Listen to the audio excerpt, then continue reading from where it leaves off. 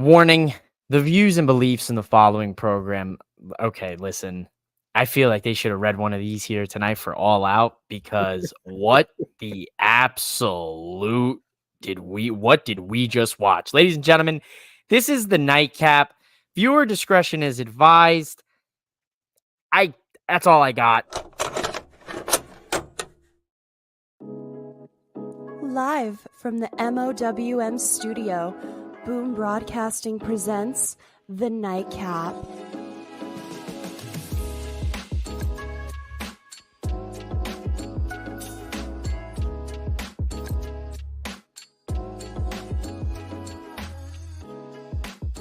And your host of The Nightcap, mouthing off with Mike.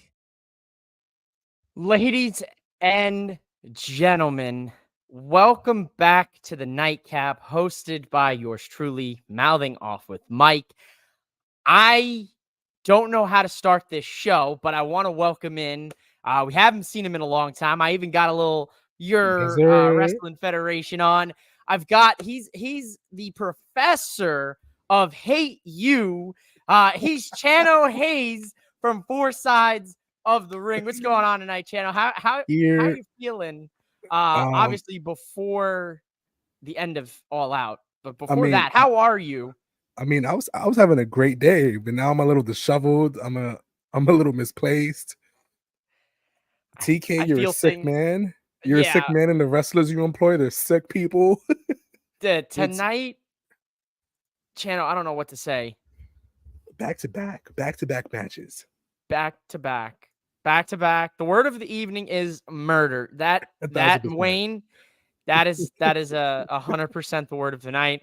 Shout out Torrin. You're head hater in charge right there. That, you know what? That's why we need Torrin. Torrin, thanks for popping in. We needed a little laughter. We needed a little joy after the absolute doom and gloom that we witnessed tonight. And Chano Hayes suggested to me before we went live that we do things a little backwards here tonight for the Nightcap, because what we just witnessed was something that I personally have never witnessed in my 27 years of watching professional wrestling. Chano, would you agree to that statement? There's been some wild scenarios, but never to the extent of what we just saw. Okay. All right. So then we're going to go ahead and flip and do this in reverse, ladies and gentlemen. So instead of starting with MJF and Daniel Garcia, we have to get these thoughts, these initial reactions out. Let's get into it, Channel. We've got a lights out steel cage match. Swerve Strickland, Hangman Adam Page. Where do we start with this, man? I don't even know how to process what the fuck we just watched. There was an assortment of weapons that just caught me off guard every single time. It's like the weapons just progressed and progressively got worse and worse. For me, I would want to say the cinder block was the worst one because of the spots, but the shard wood of Swerve's burnt down family childhood home is absolutely wicked. Hangman is a demented man. He needs therapy after this. I know he won, so like he got it off his chest, but I feel like he needs 2 years of therapy to fully work out and exercise the rest of these demons, because this is not healthy. No, this is not healthy. This is to the point where I'm like, my man might be possessed. This man might have some demonic infestation. I've been binge watching a lot of Evil on Paramount. Listen, for those that watch, they'll get that reference. For those that don't, this man's got a demon inside. He pulled the chunk of wood, Chano. The chunk of wood, the staple guns, a little callback to the death match, which, that's pretty cool. I'll give him that. That was like a 1 on the level of fucked uppery that we saw. That's number 1. I think we're at a number 5 for the fucking the charred burnt house wood shaved stabby sharp boy. It's more petty and spiteful than actually as a weapon. You know what I mean? The cinder block I put at an 8. It was, to me, that was 10. I mean, listen. To me, that was a 10. I can't lie. The cinder block made me nervous as hell. Yes. Wayne did say that. I was just talking about that to Mike before we got live. I was like, the moment the cinder block was introduced, my eye was on it and everywhere in the ring. I was like, please don't let these gentlemen land on it and snap their neck accidentally. Both of the spots were insane for the cinder block. The power driver on top of it. A vertebraker? The vertebraker was insanity because he took the full brunt of that. But for the power driver, it skimmed the spine, like it skimmed the shoulder blades. You know what I mean? But I still felt that I wasn't But for the vertebraker, my jaw dropped and my jaw stood dropped because it's an insane spot. And I kind of missed the power bomb on the cinder block too. His body turned ways that physical humanly. I don't think Swerve's showing up on Wednesday. I'm not gonna hold you. I feel like he should take this Wednesday off. And Friday and Saturday. Just take some time. I should take like the next month off. I think we need to. I think they need to go for X-rays. They got to get some MRIs done, potentially some blood work. First of all, Chano, this is where I feel like the plot was lost. The plot was lost here. The needle, bro. The needle in the cheek. What? Listen, what? I'm not. I wasn't thinking about it. It's crazy. We're gonna get into the actual main event because this was unsanctioned. I thought that was wild, but the needle in the cheek, I'm like, who approves these ideas? And it's honestly insane because we shouldn't have been surprised, right? Hangman burned down Swerve's home. He burned down his home. Then he gave him a needle with God knows what was in the needle, right? Well, who knows what was in the needle in the first place? It could have been the monkeypox. You know what I mean? It could have been a brand new COVID strain. It could have been monkeypox. I'm thinking drugs. I thought it was adrenaline at first. I thought he was going to literally hit him with adrenaline just to bring him back so he could beat him down again. Bro. That needle could have had like eternal sleep in it. You know what I mean? Like, what's in the needle? The death. Death's in the needle. And then it was insane. I would like to think these guys are friends out behind stage to make this work. I swear to God, but I would like to think that he gave it to him to numb his head because then he put a chair through it. And it was honestly insane. It was, bro, the whole sequence, the last 10 minutes was honestly insane. And it's for somebody who was not exposed to Hangman Adam Page until his feud with Swerve. This has been one hell of a coming up party for me to witness this man. This man he's an incredible talent. And Swerve is Swerve is the guy. And this was just an awesome display of in-ring resilience because Swerve put this man through a table. You know what I mean? House calls just fit. These men were killing each other in this ring. So much shit happened in this match that you forget about it. Like we just watched it, and everything that took place just progressed, like just to the point of like I forgot the tame stuff. How do you feasibly it has to be over after tonight where you can't go another level to this. There's no outdoing this. I mean, you always can. Like you said, Mike, the first to pull out the Glock. I mean, I texted Chano that on the side. I said the next reasonable step here is that they shoot each other. We're gonna have to pull a Hamilton here or some 1800s. Take 12 paces, turn around, shoot, have a duel at this point because that he ripped his fucking grill out, stuck a syringe in his mouth, put all whatever you said, monkeypox, the whatever. He injected him with chlamydia. Gave him gonorrhea. I don't know what the fuck. Hit him with the syringe, which for me, I'm not a big needles guy myself, and that made me feel some type of way. Insanity. I'm glad they got the needle out because I thought he was going to hit the needle through his cheek. I thought he was going to hit the chair with the needle and then was going to drive it through the other side. Yeah, exactly. Bro. I was like, oh my God. Then the unprotected chair shot that broke the chair in half, dude, with the blood-soaked spot on the seat part of Swerve's head. It's insane. They should have just. I mean, I don't know what's going to happen if I say what I'm about to say, but your next step was just getting a cross and nailing one of them to a cross at this point because You killed the guy. You crucified him right there on live pay-per-view. He's laid Yo, out, arms stretched, just. Yo, I love AEW because the bad guys win. Said, the bad guys win. Fuck your Disney Channel ass happy ending. The good guy always wins. No, the bad guy here in life. Sometimes the bad guy wins, and he wins tonight. It's insanity. It's crazy because during the Swerve situation, Swerve is probably the wrestler of 2024. I think he's most improved 2024. I don't know if he gets wrestler of the year, but he went over the edge just a bit too much. As if he woke up, it's over. I mean, I don't think it's over. I think they'll probably come back to it, especially when I think Swerve's gonna take some time off. But it's just from the syringe. Well, I'm not over that, dude. Wicked. Yeah, that's the other thing. The last time we saw the cinder block with Swerve, it crumbled under the Swerve stomp on Keith Lee. Tonight, that was a shoot cinder block. That cinder block went into business for itself, dude. 1000%. We're all sickos We're all here. sickos here. Yeah. Yes, we are.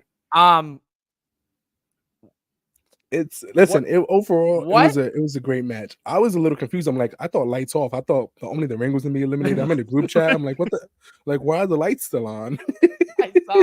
I saw you guys on Twitter. I saw Marcus. I saw your tweet talking about how come the lights are still on. Somebody else tweeted it. I was like, they got to see what they're doing here. I mean, if he's gonna start, listen. I thought the middle of the ring was just gonna be illuminated. Then I saw a pinfall. I was like, "There's pinfalls in an unsanctioned match." I'm like, "What's going on?"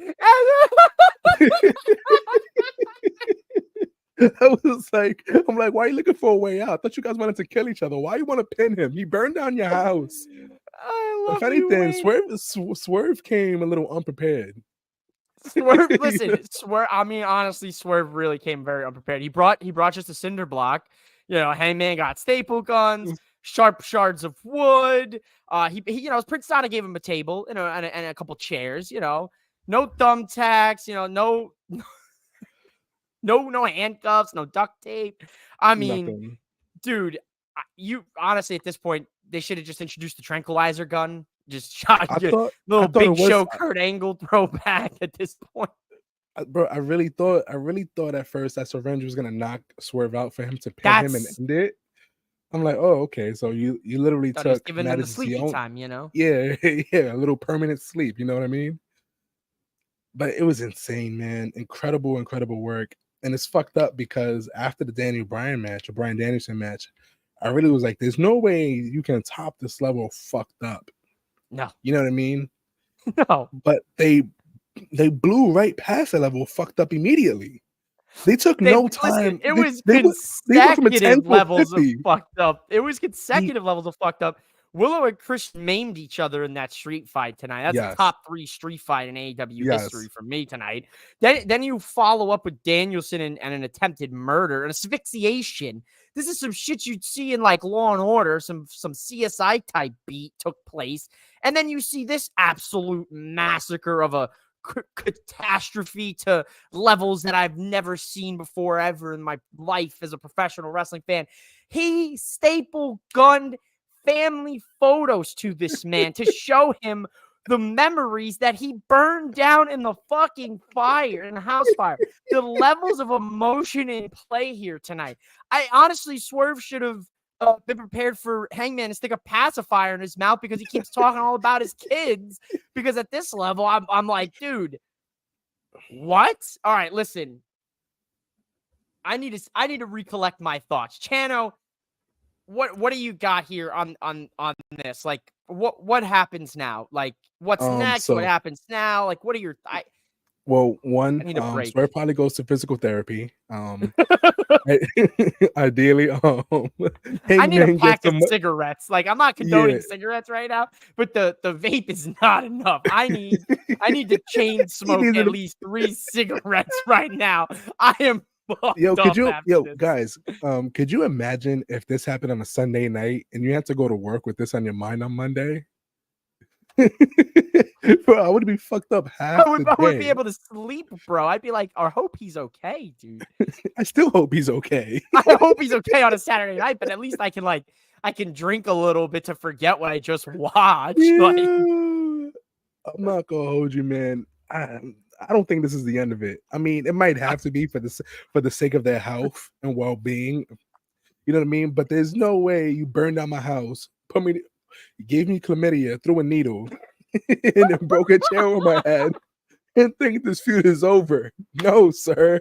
I'm coming back better than ever. ripped his grill out, burned his house down. He ripped out his grill, burned down his house, gave him gonorrhea.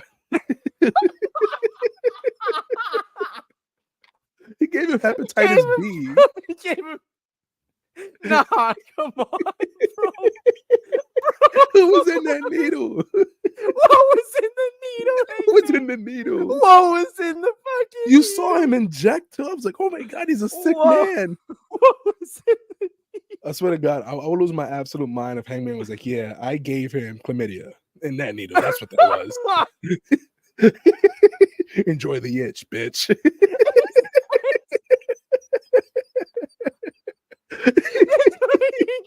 He hates him so much he went to a scientist to concoct the worst strain of fucking It's fucking super syphilis for Arizona State all over again, brother. Go Devils, bro. Oh, What man. the fuck? What was in the needle? What was in the needle, Hangman? My ribs hurt. What was in the needle? Oh God! Like, Logan Jesus says Christ. Cody versus Solo steel cage match needs to respond. You're not responding. Listen, you're not responding to that shit unless Arn Anderson pulls out the Glock and fucking shoots him. You're not responding to that. What you can't respond. Listen. You I would like to respond to see them try. I would like to see. Yes. You know what?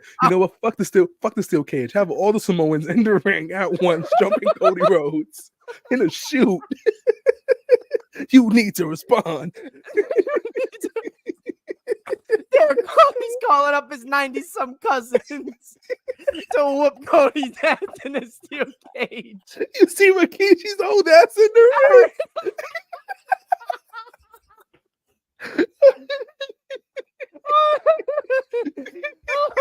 Holy fuck.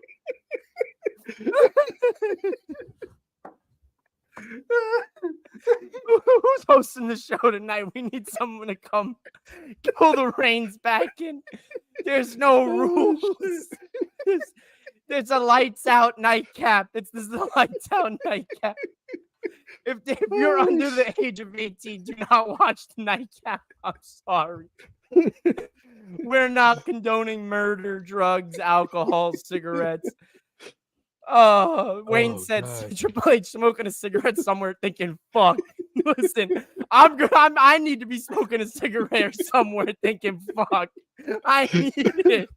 Yo, it's really fucked up when you think about it, because like, as the head of creative, you know what I mean? I like to believe he watches AEW, and he's just watching him like, he's like, oh, we had a hardcore match planned up. You can't do it. These motherfuckers at AEW are desensitizing me to hardcore matches. Listen, AEW is the best deathmatch company I've ever seen. Because at this point, that's it. You got what do you think they're gonna? What kind of footage can they show on network television this week? They can't show shit. They can't show nothing, dude. No, bro. Honestly, once they go to Netflix, they better figure out how to make it up to us, because you're talking WWE. I'm talking about AEW on TBS and TNT. TNT is probably some sickos. Honestly, TNT they do the blood and guts match. They had better nails. These motherfuckers don't care about anything. They're like, could you do it again next week? You want me to inject somebody with chlamydia once again for network television? Like, yeah. One more time. We got good numbers during that segment. Jesus fucking Christ, man. Yeah, I mean, at this point, Netflix better just open up with, like, everyone keeps making the joke, bro, but like they better just open up the Netflix Raw with Seth fucking Rollins. This is Seth fucking Rollins, and you're watching Raw on Netflix or some shit. Raw on Netflix. Oh, go fuck yourself. Oh man, there's some sick fucks, man. We are the sick fucks. That's us. That's you and like, I, Jesus. baby. I was like, Jesus fucking Christ. I'm gonna need to Prez is gonna suspend me tonight.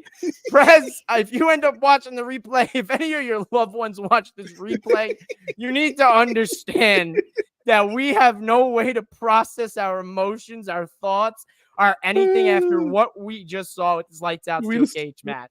Listen, we saw 3 men almost die tonight on television. We saw the intro to a CSI Chicago episode. This was an episode of Chicago PD, bro. What?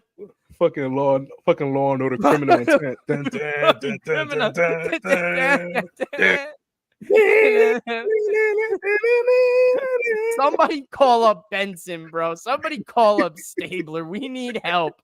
Somebody call the National Guard. Yo, you know, the craziest thing is, it's like, yo, TK said I was fighting all night to. I was did this. I was on the phone with authorities in Washington to make sure that he wasn't charged with arson. Are you on the phone with Chicago PD right now trying to get your man stopped for attempted murder on television?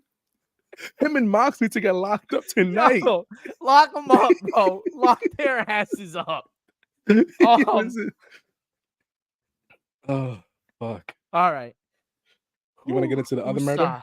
Yeah, let's get into the other murder.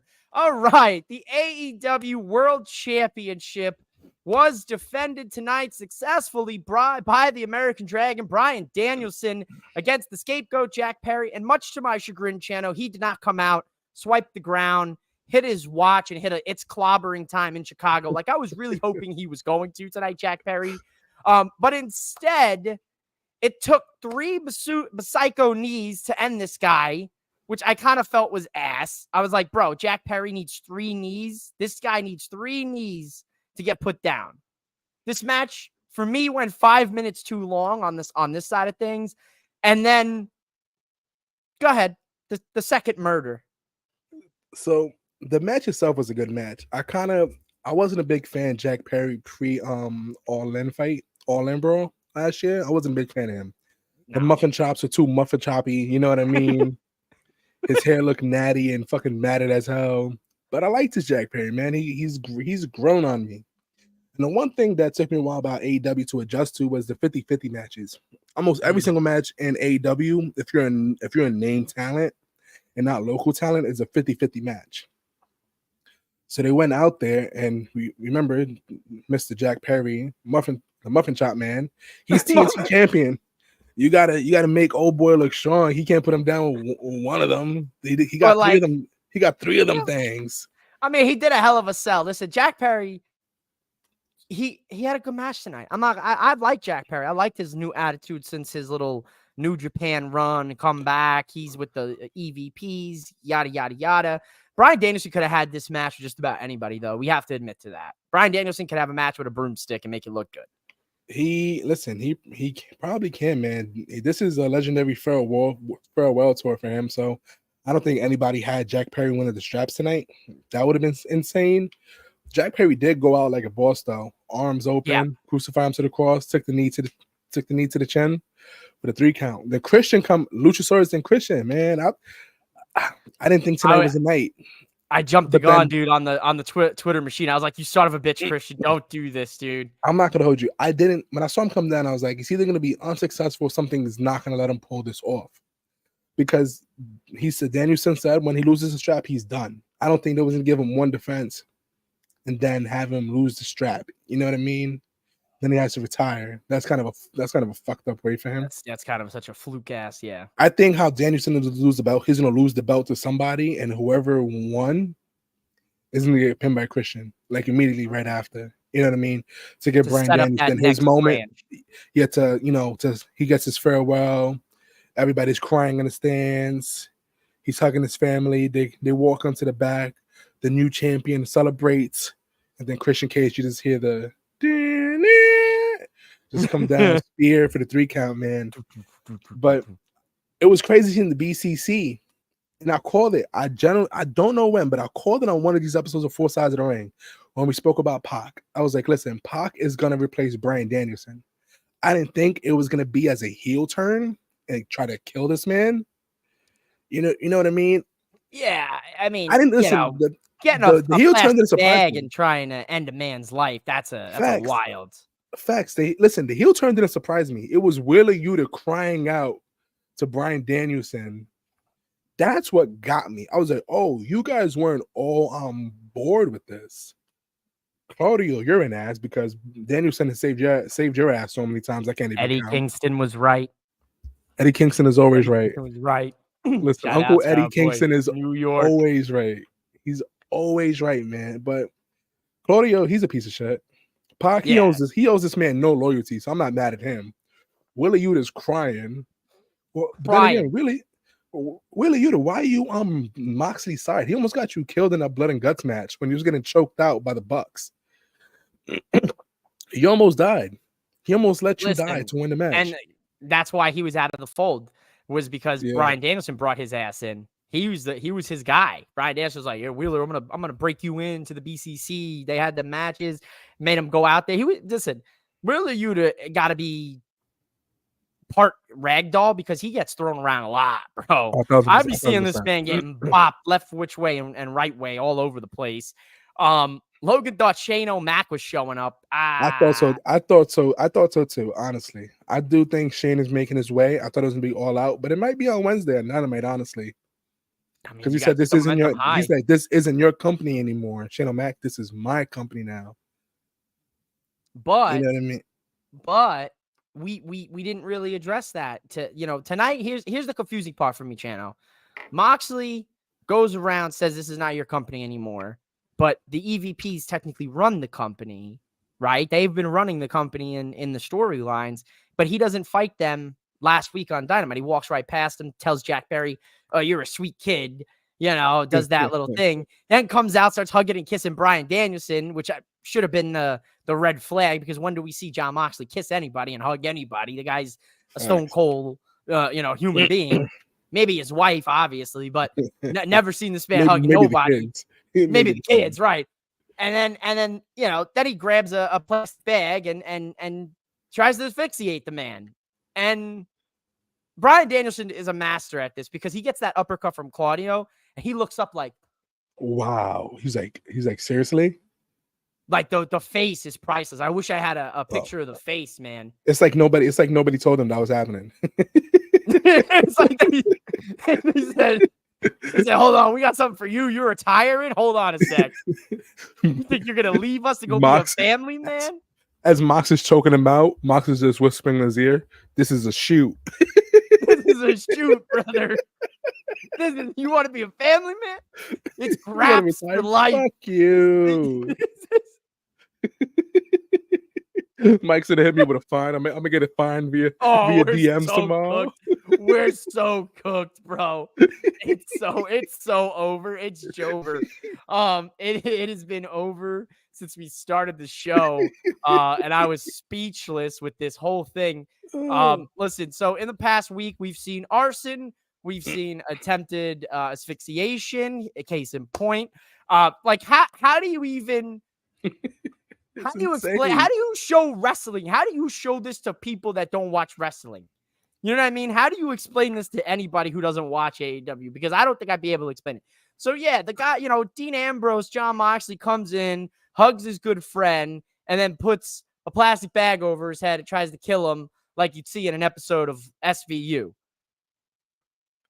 It's bad, man. I really hope they gave his wife and kids a heads up so they don't watch it. Like, why is Uncle John killing Daddy? Yeah, exactly. You know what I mean? Kids just hysterical in the house, man. It's a sick moment, bro. It's a sick moment. The last hour of All Out was honestly just for the fucking sickos. It was insane. Because Chicago, the BCC they love to fight. the BCC, they love to fight. So them turning on Danielson isn't surprising. You know what I mean? No. But trying to kill Danielson is it's like, bro, you guys said you like to fight, not to kill people. You guys weren't in it for murder. Like we're here to, kick people's fucking heads in. We're not here to bury their heads in the backyard. Also, Marina Shafir, I'm still confused about the placement there. Is she just for the women's side of things? They're just like, we're gonna throw her in to the mix here. I have no idea. I don't know what they're doing with this, but she's knocking out security guards. Tony Khan, if you're hiring security guards, you can hire me. I'm like them, a complete liability. I promise you. I won't be able to do my jobs better than they do it right now. I can do it about the same level. I can show up, I can get my ass kicked and get paid for it. Listen, I'm 6 foot, I'm like 225. For civilians, I got you. Against wrestlers, I'll gladly get my head kicked in 1,000%. I'll be a liability. You'll get Cheesecake to take you under his wing, bro. You could be his protege, bro. Bro, 1,000%. I watch wrestling security guards get flexed all the time, and I'm like, damn, that could be me. That could be me. Call me up. Slide in my DM. Slide in this man's DMs, Tony Khan. Yo, if you need somebody in the New York area to, get Molly around. Grand Slam. My man's all elite, bro. We're gonna get you the graphic and everything. I will sign a contract. You guys can do whatever bump, and I'll take it. Because if I see a security guard, I said, all right, man, hold on. We're getting you the needle treatment, bro. They're getting you that needle chlamydia, brother. Yo, bro, I'm telling you, like, I could take that. Whenever I see wrestlers do they finish on security guards, I'm like Dolph Ziggler. That should have been me. It's like when what's his name from Lucha Underground? Oh, what's his name? The head. What was his name? I went to an MLWS Tekka Underground. We went backstage, do like this little walk through his office and everything. And he's got his luchador security. He's like, you could take a bump. I'm like, hell yeah, I can take a bump. He's like, could you get kicked in the balls? And I'm like, hell yeah, kick me in the balls. Like, yeah, let's go. Get me in the ring. Who's squashing me, bro? Let's go. I don't care, bro. Throw me 6 rows, bro. I'm 5'8", bro. You can launch me, bro. I got distance for you. I'll make you look like $1 million. Get us in there. Get us in there, TK. Call us up. You could throw my ass around like a tennis ball back and forth, bro. That's it. They're like, yo, they've been fucking up the security guard, this one security guard for like 20 minutes. 20 minutes, bro. He's a fucking he's a masochist. He'll be fine. He's enjoying himself. Hey, every finisher from the staff. He's a masochist. My man said he spends his time around that dungeon, brother. And we ain't talking the heart dungeon either. You go backstage, you're like, that was cool. Yeah, man, that was great. Thanks. I really enjoyed myself. Thank you so much. Thank you. I really needed that. What's in catering? Can I go eat? I'm famished. Yo, where's the smoking section? How many? What? This is what happens. This is the Nightcap. I'm not gonna hold you. Listen, whenever me and Mike get on the Nightcap, we always get a little unhinged.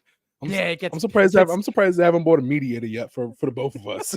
I'm surprised the press hasn't remote hopped in and put a stop to this and said, enough is enough. I'm surprised he's not calling in the security to get us out of here and locking us up. Tell him, I get hit with a guidelines list. For your next appearance of the Nightcap, you cannot say this. You will also fine for your last appearance on the Nightcap and 20 hours community service. Like, Mike, how the hell did you get access to my community center for me to do community service? Get my fucking certified letter in the mail. You've been served. Who did I get served by? How do you know my zip code? How do you know where I live? Sir, please. Hangman, what was in the needle? What was in the needle? What was in the needle? We need to know. Listen, if you're going to Dynamite this week, please bring a sign what was that in the says needle. what was in the needle. I'll pay you the cost of the materials. I'll get you the best Walmart poster board and glitter markers I can find you. Yo, Let me know. send him a $10 $50 gift card. Nice. You gotta send him a $50 gift card to Staples. Make it work. Put a picture of a needle, a hangman. We're holding the needle. What was in the needle? And in the back of it, just say chlamydia? Question mark, question mark, question mark.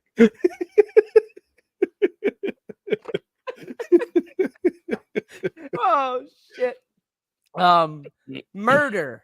Much like Wayne said earlier at the beginning of the show, the word of the evening tonight is murder. Is murder.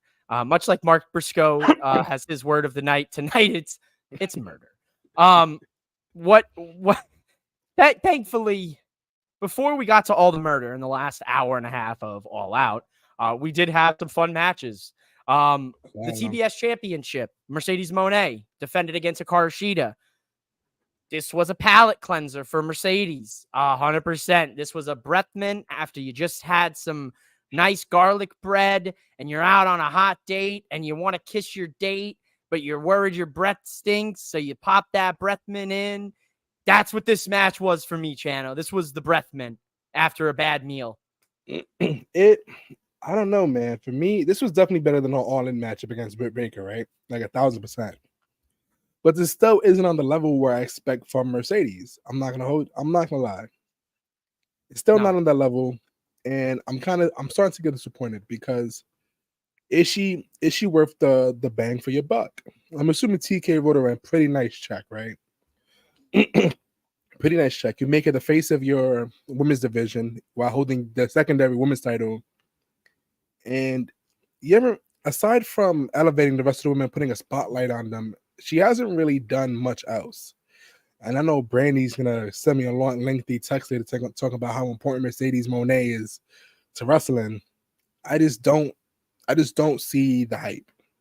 And I'm somebody who caught very early Sasha Banks, like in bits and pieces. Now I'm full-time watching wrestling. And whenever you hear hype about anybody, you want to see the hype, right? For example, you can say this about Okada. Since Okada signed in AEW, Okada has not had a 5 to 7 star match. He's had good matches, but not the matches everybody's on the IWC saying, oh my God, Okada's the greatest thing since sliced bread. Me, being intellectual, I know that. Mike knows that. But for the people who haven't tuned in to New Japan Wrestling and very new to it, you don't know Okada like that. You know Okada as a comedy gimmick, which is a great gimmick. It's a great character work.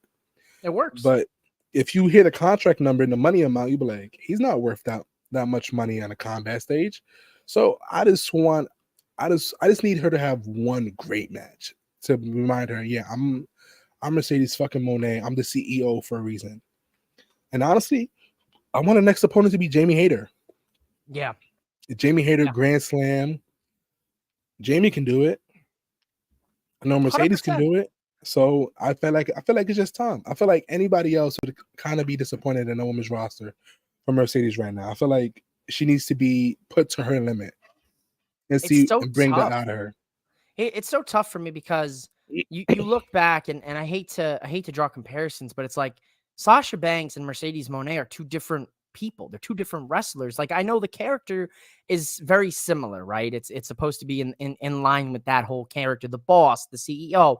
I you know what I'm saying? Like, for most wrestling fans, they understand that. But for me, what I don't understand is, like, what happened? Did that injury mess with her head? You know, does she wrestle more timid? Is it that same kind of thing we've seen from Saraya? Right? Where when Saraya came back in the ring, she was very hesitant to do moves. And that's what ends up causing those kind of slight slip-ups and could potentially cause injury because you can't hesitate in that ring from what we've seen, right? I speak from, you know, watching it my whole life. I've never stepped in a foot in a ring before. I've never wrestled with anybody, so I can't really tell you from that perspective, but I'm sure Chano could. You know, he's got a good brother, the Zombie King, who wrestles, and he could probably tell, if you asked him, he'd probably say the same thing. You can't hesitate. You got to go through. You can't worry about injuring yourself. You got to just focus on what's going on in the ring. And in the wise words of the Zombie King, he would say these wrestlers are doing too much acting and not enough reacting. I think I've heard him say that at least 2 times an episode for the first 75 episodes. But yeah, man, when you introduce people to wrestling, right? When you be like, oh yeah, I'm a big wrestling fan. I'm a big wrestling guy. The first response is, it's fake, right? Of course. And then you got to be like, well, it's not fake. It's scripted. You know what I mean? Those moves still hurt. If I power bomb you through a table right now, you're not going to be like, that wasn't supposed to hurt. No, the bumps are real. These people put their bodies on the line to entertain us, and they're all great athletes. But the one thing about wrestling is, if you put somebody onto wrestling for the first time and you watch a slow match with a couple slip ups and you can see the chains being put together piece by piece slowly and you can see how it happens, you'll be like, oh yeah, this doesn't look great. But if you put them on a match where the match is phenomenal and everything is bang, bang, bang, bang, bang, like, oh my God, this is great. For example, one of the first matches my wife saw that she was like, oh my God, this is a great match, was WrestleMania 39 with Gunther, Sheamus, and Drew McIntyre. Great first and she was like, oh my God, this is a great match. And now when she peeps ahead in and she sees what I'm watching, it's like, yeah, this match ain't it. Or she'll be like, oh my God, this is a good match. So it's very easy to like lose newcomers and keep them going. We've been watching wrestling since we was a kid with the lenses on that wrestling was real. You know what I mean? Yeah. So we'll always have that love for wrestling. But people who never liked wrestling in the first place, it's harder for them to get into, especially when it's a slower match. Like you said, I don't know what the issue with Mercedes is right now. I know she can go. And I feel like, I don't know. I would like to think that she's comfortable and that she's ready to go. I would like to think that she didn't rush herself back. I don't know. But she is bringing more eyes to the women's division just based off who she is. I just hope that doesn't get into the way of her work rate. You know what I mean? That's about that for that match for me anyway. I will say I agree to that sentiment. It's Mercedes comes over and she does end up putting Tony Khan in a position where he has to start booking the women division cohesively, because if she is the cornerstone of your division and you see her as such, and she is like you said, she's the face of the women's division. They've made that abundantly clear since her debut, since they showed her, signing the contract since May, right? You have to start putting a focus on the women's division. That's why the women's division has gotten better. I've been calling it the Mercedes Moné effect. It's wherever she goes, there seems to be a revolution of women's wrestling. And she's doing the same thing in AEW, where you're getting 2 women's matches on Dynamite. You had 3 cohesive storylines for the women taking place. 4, if you want to include Deonna and Thunder Rosa, which ended a few weeks ago prior to All In. You're seeing now Queen Aminata, getting opportunities potentially for Mariah May. We saw on the buy-in. I don't know if you caught that. That's, if in case anybody didn't catch that, there's hints of that happening. So you're seeing way more women starting to get shine, which is what AEW lacked significantly. I was on their ass, bro, for years about what are we doing with this women's division? You have some of the most talented women, in the world wrestling, and you're doing abundantly nothing with them. There's one pay-per-view match a week or a month that they'll get on, or they're on the buy-in, or there's one match on Dynamite. You don't see anything on Collision. And then you started seeing 2 a week, one on Dynamite, one on Collision. Then Mercedes comes and it's like the Big Bang. Everything just started boom. 2-3 matches a show. Yeah. So big ups for her, because obviously you could tell that she's pushing them to get these women in the limelight. And I hope she could figure it out, because something for me, it's, I want to feel the same way I felt a few years ago about her and her work. But right now, something for me, it's not clicking. It's not to discredit her ability. That's not to discredit who she is as a person. That's just me personally as a fan. That's my opinion. It's not clicking. I feel like you're fair to feel that way, especially because since you're a fan and you're a big fan of her work, you want to, she's capable of it, and she's not doing that right now. You know what I mean? So it's frustrating. Yeah. And I understand it from a fan's perspective. It's like if your favorite sports team went out and they won 18 games in a row, you know what I mean? And then after the All-Star break, they go on an 0-for-5 slump. You're like, yo, I know we're capable of winning these games.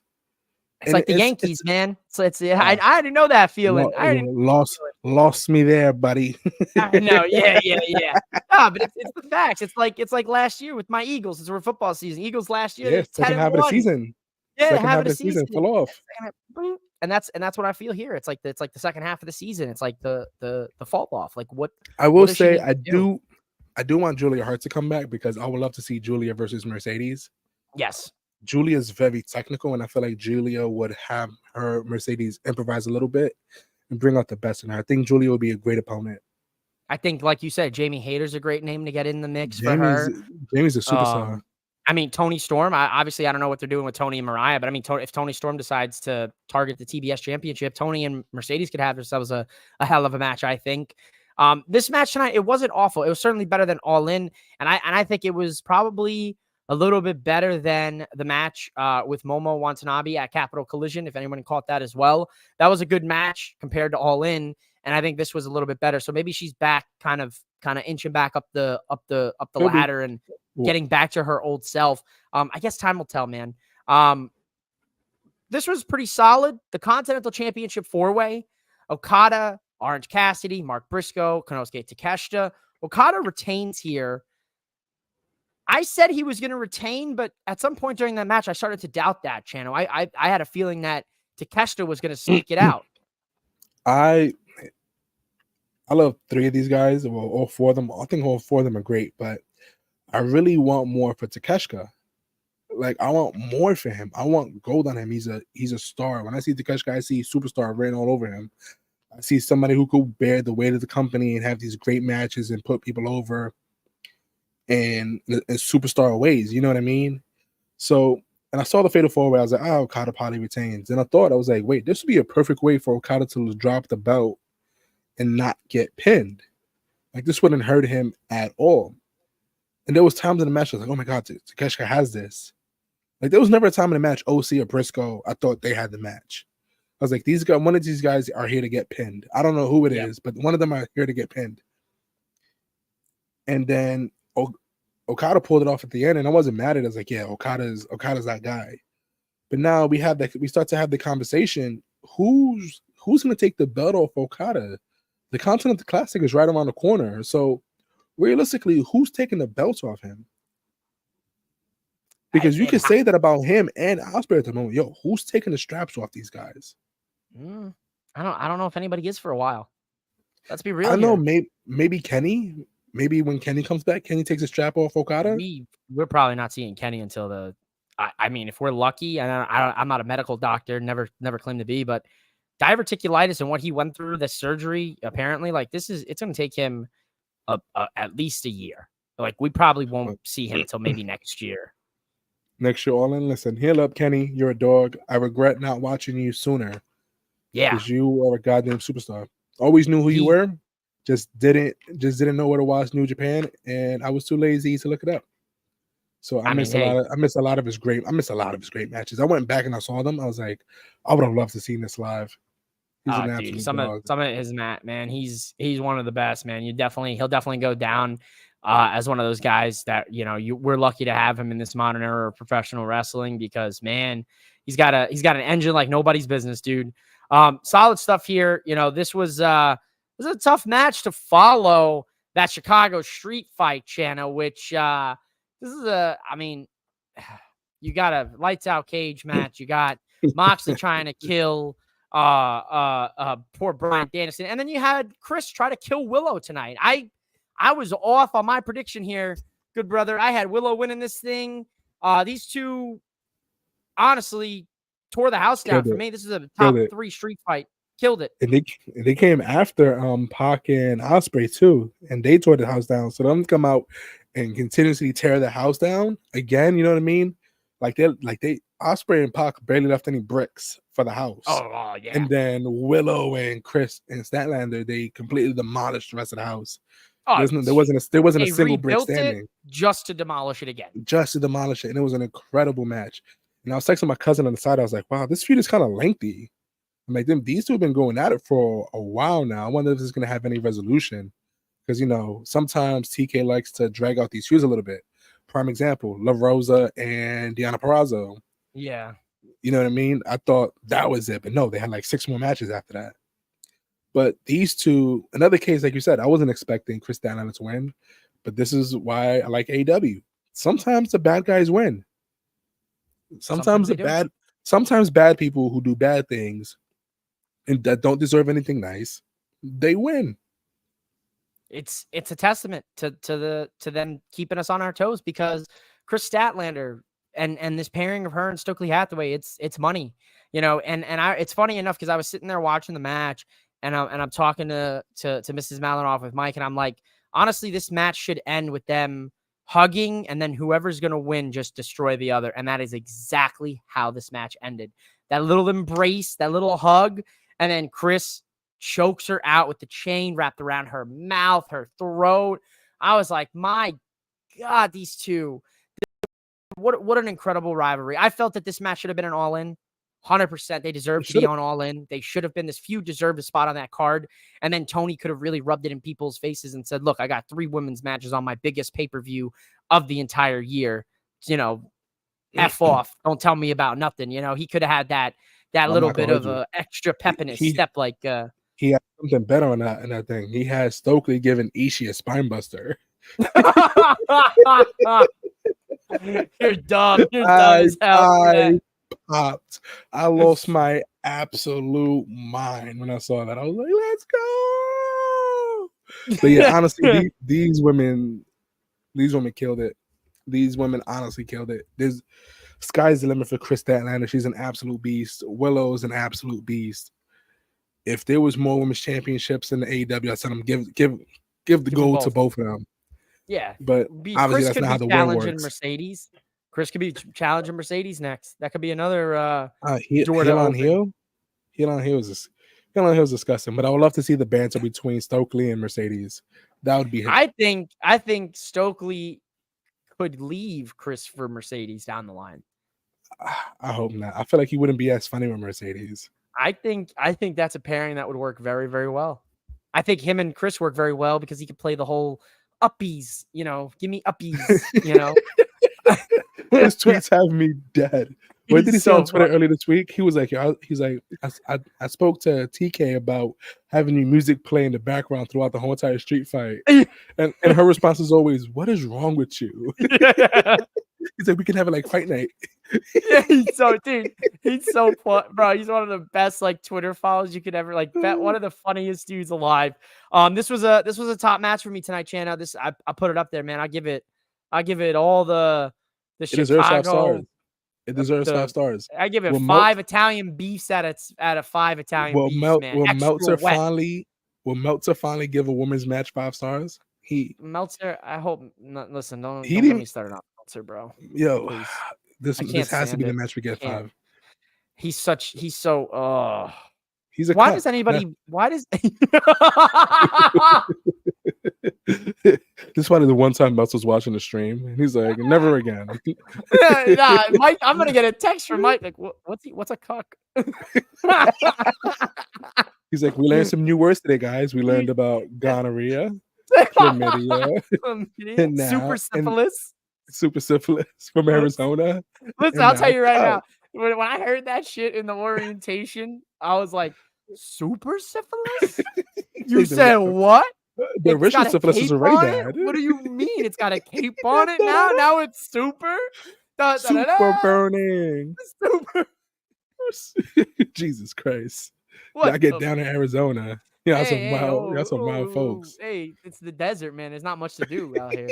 You know what I'm saying? It was some wild times. I'll tell you a couple things about some things that you may never want to hear again after I tell you about them couple things. That's all I'm gonna say. I plead the 5th. I signed an NDA when I graduated.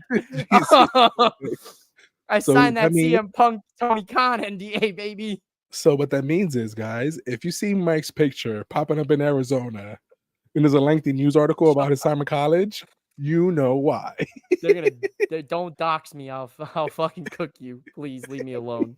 Just leave me alone. Listen, great street fight here in Chicago. Channel's gonna end up getting me in trouble. I'm gonna be in the fucking doghouse tonight. I'm gonna be sleeping on the damn couch because of you. That's gonna end up happening to me. He said he's laughing. It's all fun and games. He's not the one on the couch. Mike's gonna send me a picture of his thin blanket on the couch. I'm not. And we're gonna get a blanket. I'm gonna have to be using the cardboard boxes I'm gonna be all cardboard boxed up. He's gonna use that. He's gonna use the never give up thing he has in the background. I'm about to take them off the walls. I'm gonna take them off the walls, pin them together, and just cover yourself. Just cover myself a little bit. Oh, sweet. Oh my God. What happened tonight, ladies and gentlemen? AEW International Championship, one of the greatest matches I've seen this year. Will Ospreay enters himself into the conversation for how many match of the years will this guy have? Because him and Pac tore the fucking house down right before Willow and Chris rebuilt it to tear it up again. I don't know. I'm gonna tell you right now, they might come for my ass, but All Out better than All In. Cook. They're gonna hate me for this one. Probably. Maybe not that far off. I enjoyed All In though. It's close. I enjoyed All In, but tonight's in the water, dude. Violence was in the water. I'm not gonna lie to you guys. Pac is definitely one of those guys that if he popped up as world champion randomly one day, I wouldn't be mad at it. He's absolute dog. Dog, so talented, man. And I was texting the guys at Four Sides of the Ring. I was like, I'm glad AEW exists. Yes. Because you wouldn't get half these guys wouldn't get the chance to do what they do in front of hundreds of thousands of people all the time. Like WWE would hinder them and try to make them something they're not. I think Pac's a great example of this. Even though he was in WWE as Neville for the Continental Classic, he was floundered a little bit. Kyle Fletcher, I don't think Kyle Fletcher would be able to thrive in WWE. Fletcher is an absolute beast. Eddie Kingston wouldn't be able to thrive in the E. There's so many wrestlers that just wouldn't make it on the other side, the PG with the PG rating. There's guys who are fit for AEW, and there's guys that are fit for WWE, and then there's a small subsection that can do both. And it's exactly. So I'm glad AEW exists because we get some great wrestling on this side, man. And it truly brings the best out of both companies. The worst out of both fan bases for sure, but the best out of both companies. These guys Pac is extremely talented. And Will Ospreay is just the best wrestler in the world, and he proves that every single time he steps into that ring. Him and Ricochet better live up to the hype because that's a tough. They've been teasing it and flirting with it for the past couple years. So that's going to be the match where we're gonna look at Ricochet and be like, you made the right decision, or you're in over your head. You know what I mean? Like maybe you was that guy 10 years ago, but you're not that guy no more. And I want Ricochet to succeed, man. He's a great guy, real sweet dude. I seen him one time at Wale. I seen him at Wale Mania. He was walking in with his fiance, Miss Samantha Irvin. And I saw his bald head, and I was like, I saw a bald head on the beard. I was like, is that Ricochet? I was like, hey, Ricochet. He was like, hey. I was like, ah. He could have been an asshole, but like, fuck you. I'm like, true. Love your work. True. Love your work still, bro. Thanks. Work still, buddy. I'm still a fan. You know what I mean? But no, he's a great guy. And it's like, I want him to succeed. But obviously, when you make that leap from WWE to AEW, or you go from either show to either show, there's always going to be eyes on you, regardless of what it is. And the IWC is a whole bunch of assholes who probably never step foot into a ring telling you and dictate how you live your life, right?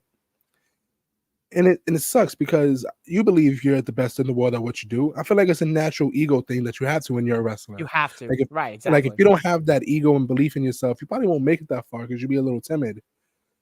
So but unfortunately, that's going to be the measuring stick on if it was worth him leaving the E or not. It's a valid point, dude. I mean, that's the litmus test, right? You know, like, look, can he reignite this chemistry that him and Will Ospreay had all those years ago in the best of the Super Juniors and this wrestling promotion, this small indie that they did this match at 12, 13 years ago that still circles around the YouTubes as, you know, one of the best matches people have watched. It's tough, man, because you look at a match with him and Fletcher from a few weeks ago, him and, you know, Ricochet and Fletcher, and it was awkward. It was clunky. It's like he wasn't like used to that style anymore. He was used to that WWE style, you know, working to the hard cam, working to to kind of water down his moveset. And now that the quote unquote, like is lifted from him, he can kind of tap into that old Prince Puma Ricochet that we've all come to, really appreciate. It's going to be very interesting. It's a very interesting point here. I mean, Will Ospreay, no doubt, is the wrestler of the year this year. There's nobody in his class. There's no. And I say this respectfully because I have plenty of wrestlers that I absolutely love in AEW, WWE, TNA, New Japan. Fill in your blanks with all your wrestling promotions. I've got wrestlers that I, really enjoy. There's nobody doing it like Will Ospreay in this current match basis, man. Incredible. It's incredible you work. Can't. He doesn't even. He gets his own lit. You have to give him considerations from a different level. Like it's insane to look at the things that he can do in the ring. This guy's doing moves that you see in an action movie. This is some anime fight sequence shit tonight that we saw, and you see it consistently. It's amazing. It's honestly amazing. Will Ospreay is one of those wrestlers, like, you just have to appreciate him. Like, he's still young, but you have to fully appreciate him while he's here doing this and having this hell of a run that he's having, man, because you just don't see wrestlers that consistently day in, day out have great matches. It doesn't matter who it is, where it is, whether it's a pay-per-view, a random Dynamite, a Rampage, a Collision, indie show, he's that guy. He's him. He's really him. He's really 101. And I hate it. I don't hate it, but I hate that he was born in this era of wrestling, because I would have loved to see him against Eddie Guerrero. I would have loved to see him against Kurt Angle. You know what I mean? Could you imagine Will Ospreay in a prime Rey Mysterio? You know what I mean? They've done that before. They've locked up before. There's a match out there somewhere. But that was when Ray was a little older. I'm talking about 20. I'm talking prime. about 25. I'm talking about 25-year-old Rey Mysterio, maybe one knee surgery. One knee surgery, one stem cell treatment. No. Now we're exactly. I'm talking about like pre-Dominic Mysterio, Rey Mysterio. You know what I mean? Dom was still in his Mysterio. Sack, you know what I mean? Yeah. Still in the mask. But you know what I mean? You think when Dom was a baby, they had a little Rey Mysterio mask for him? Oh, 1,000%. I believe that was the first thing. I believe that was the first thing he asked Vince. He was like, "My son was just born. You think I can get that mask made smaller for him? really like him to wear it." That's probably why Dom hates his dad. I'm gonna need that callback if Ray and Dom end up having that retirement hair versus mask match. He would be like, "Yeah, my dad made me wear his mask every time I got home from school until I finished my homework and ate dinner, and then he let me take it off." And then he beat my ass in WWE 2K13. That's such a wild tweet. He's like, "I can't wait to beat my kids." I can't wait to beat my kids. I was like, "Ray, you're an animal." Nah, but honestly, back to Will, man. I would have loved to see Will wrestlers. Will and old school wrestlers. Oh yeah. Can you? First of all, I know.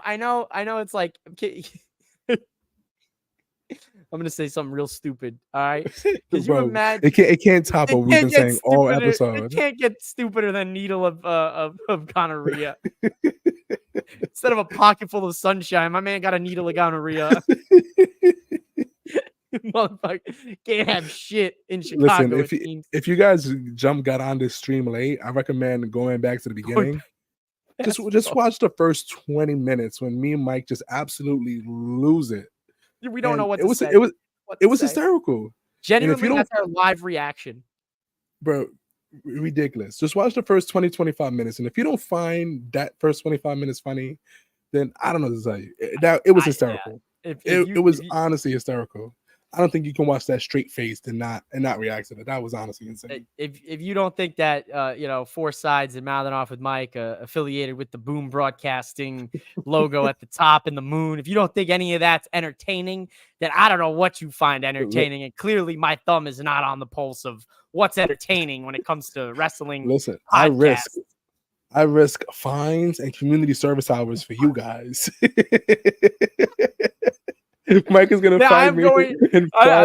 My phone is dry right now. I've only gotten fantasy football notifications. I have yet to see any text from the press saying I need to see you in my office. Like the high school. You got to take a flight to the Carolinas to go get yelled at. He booked a flight. I got to be on the next flight this red tomorrow eye. morning. The I gotta red get on the eye. red eye. I got a disciplinary committee meeting to take hold of with the Boom Broadcasting boys. But on the bright side, you go get some Bojangles on the way back. Oh, you're not wrong, bro. Bojangles. I've been dying for some Bojangles, man. We're getting a Buc-ee's, so I'm excited about that. But Bojangles, I heard, is next level vibes. These guys are trying to get me to go down to WrestleCade. If I go down to WrestleCade, they owe me some Bojangles. They're trying to get me to go down to WrestleCade too. They keep telling me they want me to get my ass down there, and I'm like, listen, do you understand what it costs to get to North Carolina the weekend of Thanksgiving? That is a pretty penny. Marcus told me he'll drive up and come pick me up. I was like, oh, but that's crazy. I'm on the other side. I'm on the other coast, bro. We'll make a detour. We'll make a detour and come get you. Making a wingsuit. I better start figuring out where to find feathers. I better start plucking some feathers from birds or something. Figuring out, put them in my ears or something. Maybe on my feet. Fly. I don't know. Oh man, mouthing off of Mike found in the Arizona campus once again, plucking birds off of feathers. If you see any birds without feathers, just know I got them. I had to take them. I need to get down to. I gotta get to North Crackalacken for WrestleCade. Super syphilis. It's a university. Fuck super syphilis. We got bird flu too. Fucking featherless birds. What was in the needle, Hangman? What was in the needle? Oh, please. We got 2 matches, and then we're wrapping it up because it's like 1 a.m. for Chano. 1,000%. Yeah, it's late for my man. AEW Tag Team Championship match: Young Bucks versus Blackpool Combat Club. Chano, I've seen 1,001 Young Bucks matches here tonight in this match. I feel like every Young Bucks match is the same. It is to me. It is the same. And they're great. They're cool. They're cool matches. Listen, the Young Bucks gimmick has slowly worn me into the moderately aged Bucks because they're damn near 40. The middle-aged Bucks. The midlife crisis Bucks. Bro, they're damn near 40, calling themselves young. One of them has a receding hairline. Jesus Christ. Oh my. But like, yeah, man, I'm not a really big fan of the Bucks or the BCC. Like, to me, this was my margarita match. Oh shit. You know what I mean? Like, I found out about this little my little drink. I made my little drinky drink, showered, and then I came back and the match was just finishing. Oh, I don't know what it is, man. It's something about the BCC, but not really the BCC. I think it's something about Claudio. I don't really enjoy watching outside of the spin. And he's talented. He can go in the ring. Like, he's one of those guys that can really go. Something about his wrestling style just doesn't do it for me. And Willa Yuta being a sacrificial lamb, you know what I mean? I don't like watching a man get killed on television twice or 3 times. He's a Philly guy. I got mad love for him too, so I hate to see him, bro. My man, big Eagles. Who's a Philly fan? Wheeler Yuta, bro. He's a Philly guy. He's from Philly? Yeah. Oh, I didn't even know he was from the States. Sort of racist of me, but I didn't even know he was from. I didn't even know he was from the States. Then again, I thought it was what? I didn't, bro. To be fair, I've never heard him talk. I've never heard him talk. I didn't know he was from the States. I thought he was like European or something. On a visa, bro. I don't know where he's from. I didn't know. Meanwhile, my man from Philly. I mean, Philly is its own special world. That's for damn sure, bro. Hey, man. We're from Philly, baby. I'm gonna be on Willa Yuta's wiki page. They're like, is he really from Philly? Like, he's mouthing off with Mike full of shit. What's this guy trying to sell me? What BS is he trying to sell me tonight? He said, I know it's late. I'm gonna start selling this man a beachside condo in Montana or something. What's up? Shit, you're probably good at this point, man. It's fucking 1:13 in the morning. Hey, yo, let's wrap this up for you, good brother. I know the people are watching. No, you good, bro. We get through this right. I go to sleep when I go to sleep. Man, we got football Sunday tomorrow. You know what I'm saying? It's a I got Mike in 2 leagues. It's fun. It's weird to find out that your friends are 0 RB terrorists. Could you imagine the look on my face as the 8th round and Mike still doesn't have a running back? I don't need a running back. Running backs are a dime a dozen in the NFL, baby.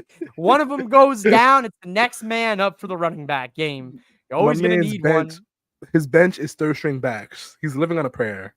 I don't need a running back. I can win games with That's prime wide receiver 1s and 2s across the NFL, man. That's what all I'm right. saying.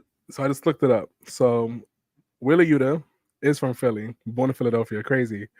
And me and Willie Yuta the same age. I swore he was almost damn near 40. No, what the?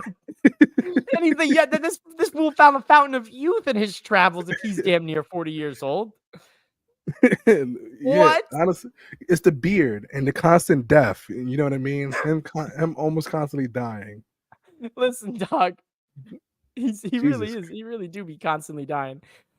There has been no less than about 40 or 50 different tweets I've seen while we've been on the air that are just hilariously describing the all out that we just witnessed. Dude, they got the one with the SpongeBob where he's all turned around in the dark ass hallway, and it's like all in 2018 or all out 2023, and then it's like all out 2024.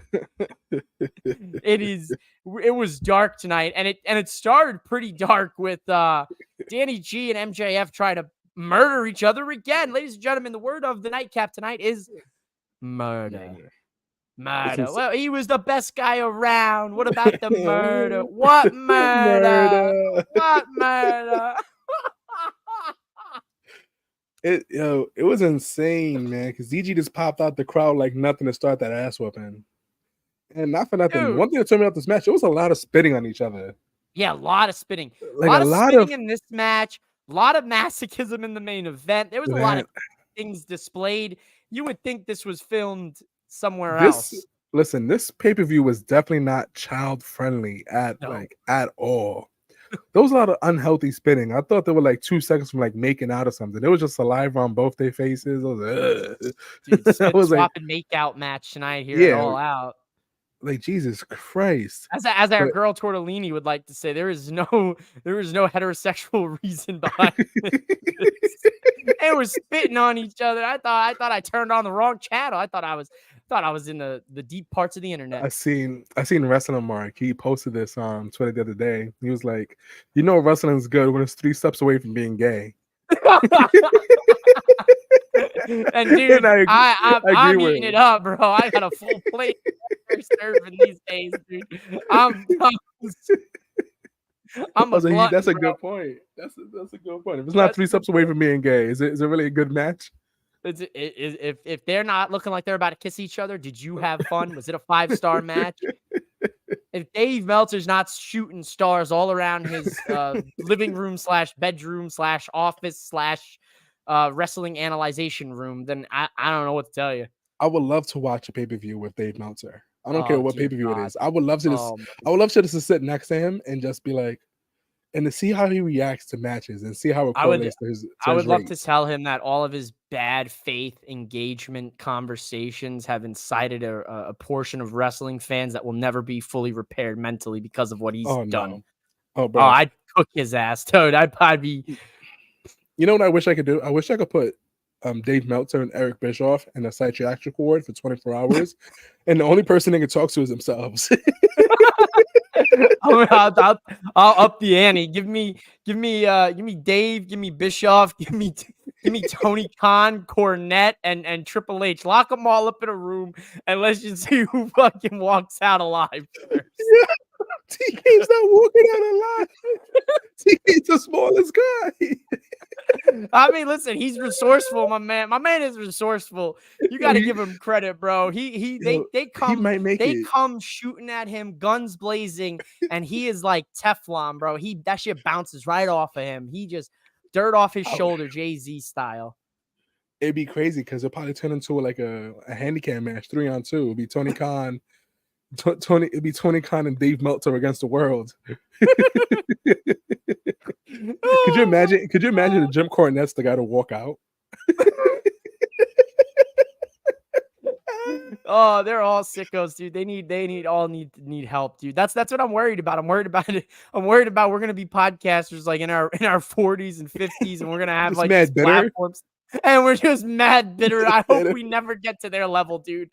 I hope we never get to the level of the bitterness that I've seen exhibited by the old heads of wrestling expertise.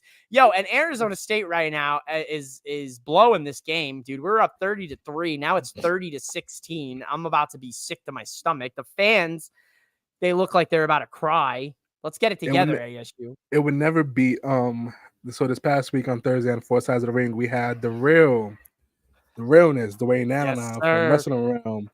And watching his low-key subtle reactions, watching the Baltimore Ravens get spanked by the Kansas City Chiefs was hilarious. Especially the last second TD that wasn't a TD because his toe was on the line. Toe job, the infamous toe job of the NFL start. The realness was a consummate professional. He held it in. He finished the show, but you saw the little subtle changes. Yeah. You saw the eyes get wide. You saw the pain start to roll in. That's how I felt last night. I don't know if you caught the nightcap last night, but we covered SmackDown, Collision, and the Eagles game, and I was nervous, Chano. I was scared. As you should, bro. The first 6 possessions were insane. I think I threw my hat down 4 times, cursed all these ungodly, all of these unholy words came out of my mouth. Mainly about 8 F-bombs. Like you probably heard about 25 of them tonight.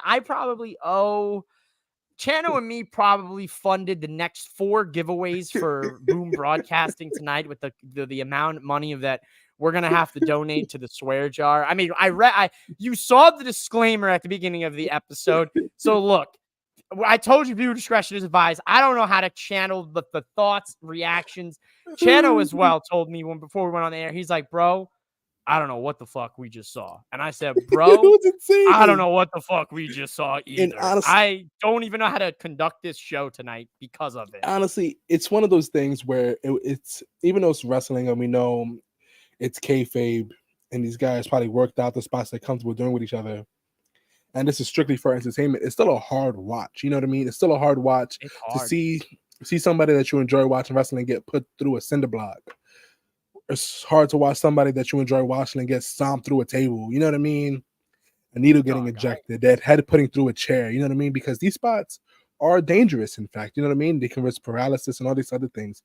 So if you can't find light in any of these things to turn it into a fun, meaningful way so you don't have to process how dark this could have possibly been, then you just don't know how to process trauma.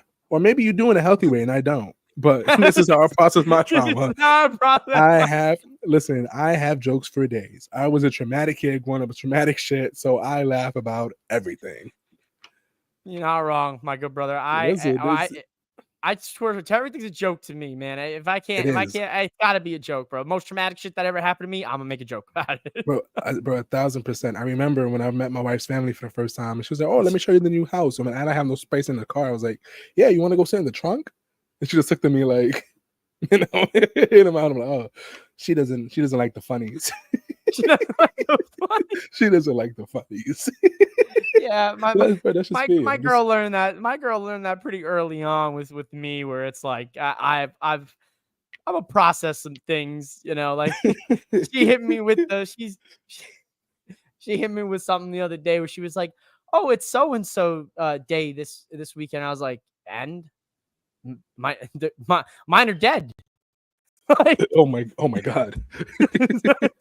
Jesus Christ, Mike. It was like Grandparents' Day or something. She was like, "Oh, did you guys not celebrate Grandparents' Day?" I was like, "No, because my grandparents have been dead my whole life." Like, what do you want me to say? My favorite. This is one of my favorite dark jokes.